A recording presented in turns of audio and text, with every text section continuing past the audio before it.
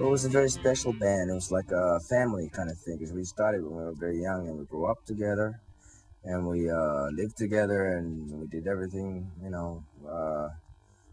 We sort of grew up together very tight, like a family. It kind of happened. It was magical. There's a certain chemistry there, and it's actually there's no other band that's ever come out of Finland, and no other rock band that had so, at least that time, had been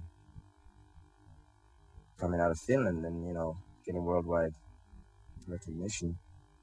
Certainly was one of a kind band. I think they were probably ahead of our time. Pretty much.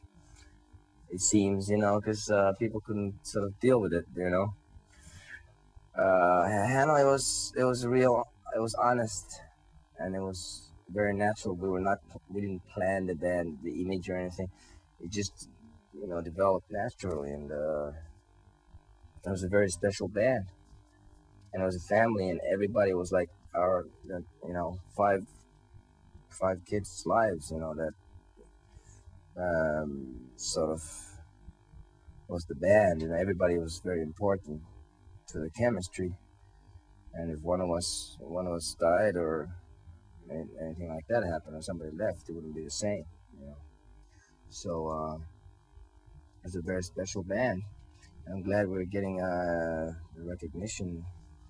Now more or less. Like before, I think people had trouble dealing with it because they didn't know how to categorize it or what is it. Who are these guys? We were just being ourselves. More or less, and it was natural. I think it was a great band. Certainly one of the best looking bands, and it was actually the attitude about the band and the way of life.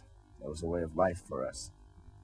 That was, the most special thing. Apart from the looks, of course, it's a great looking band, one of the best looking bands I ever saw. But even though I say myself, but I think, it's true that a lot of bands seem to be influenced by Hanoi, which is very flattering, of course. But most of them take the visual side of it only, and not the attitude, which really came from the heart, and it was special. All the gigs were a lot of fun. It's like anything could happen. It was spontaneous, which is very rare nowadays in bands. Everything's so calculated. So it was refreshing, I thought. Nymphomaniac it was Andy came up with that name for a band that sort of was when the Hanoi Rocks was developing. I met Andy in Finland when we were both about 14, 15, and we decided to start some kind of band. At first, that was the first time I left home. That was like 1978, 78, 79. I was 17, 16, 17. I left home the first time. I moved in Helsinki and I went to Stockholm. And Nymphomania was like a really wild, crazy punk band. It was always like, the looks would have been like wilder than New York Dolls. It was like totally over the top, but and it was very punk influence, kind of totally crazy, high energy, it was like, wow, you know, total chaos. But and there was no order came out of the chaos, so it just died. Went back to Finland for a while, and then we started again after the following summer. We came back to Stockholm. We started Hanoi Rocks. Nasty. Actually, that fall I met Nasty. When we came back to Finland, as Andy introduced me to Nasty.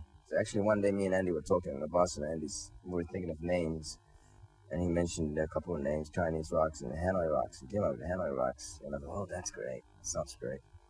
So I took the name, and we did some gigs with 3 other Finnish guys, about 10 gigs around Finland, and 2 of them were in Helsinki. The first one and the last one, I think, of those guys. First gig we did in Helsinki, Seppo, the manager, saw, and he flipped out. He says, "I love this band." They weren't the managers. But then, and we did a second gig in the same place later, and Andy McCoy saw us, and he was like, "Great, all right, yeah, I'm still with you, man. Right, and we're gonna do the band, right, and we're gonna move to Stockholm and start all over again, because we had a plan that we were gonna. Basically, the original plan was just to use these guys for a while, and then, well, I was kind of thinking of that, thinking that if Andy was still up for it, we'll start Hanoi Rocks. And we were trying to get this. We were supposed to have this bass player from Stockholm, but Andy had lost his phone number, so we couldn't find him. So we took Sammy along with us, who was very young, 16 years old, and we had a Swedish drummer, Jet Casino, who lived in Stockholm at that time when we started. Well, basically, we just moved over to Stockholm, and I told, me and Nasty were there, and Sammy came back a couple of days later. He told me he had an apartment and everything. And we were on the streets because we didn't know anybody, so we lived on the streets begging for money. Andy had a girlfriend. He was staying at her place, but there was no room for us, so we were just living on the street. Actually, the first time Sammy ever met me, it was in the middle of the coldest winter in Finland, and I was wearing a t-shirt and a leather jacket and torn jeans like this, but even more so, like. And then he sort of thought he didn't know me at all, so he thought, if that faggot touches me, I'm gonna punch him. He was thinking. He told me later. He was thinking this. Like, what a freak! Who is that guy? So the following February, we went in to record Bangkok Shock's Saigon Shakes, which was the first album, and it was just just went ahead and did it. Me and Andy sort of produced it, and called ourselves the Muddy Twins, taking the piss out of the Plymouth Twins, of course. And yeah, times were wild, it was kind of hard, after you've been on the streets, it doesn't number to your head, but in a way, it's sort of created an edge to the Hanoi Rocks attitude and the sound that me, Sammy, and Nasty were on the streets, and we sort of had to live by our wits, and we survived there, and it was tough, but it toughened us up, and I think it was an important part of the band. I mean, in a way, that was the happiest time of my life. I had nothing to lose.